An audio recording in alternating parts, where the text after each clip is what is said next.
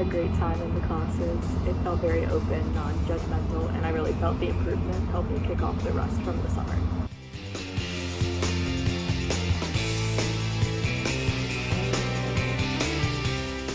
My favorite part about the CSU Dance Lab was meeting new people and taking a various amount of classes and being exposed to different styles.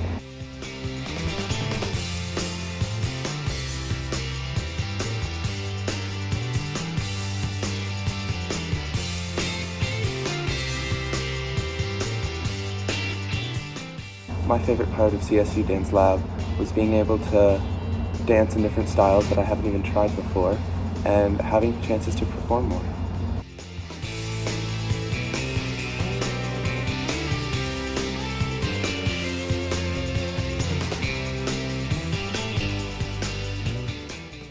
I felt like everyone was really open and the professors were really nice, and it was just a good experience. Definitely do CSU Dance Lab again. I had a really great time and I loved all the professors, and I felt like I improved a lot this week. I love the community. It's been fun to get to know everyone, and also the Cuban contemporary class was really fun. I just love all the different styles we get to play with.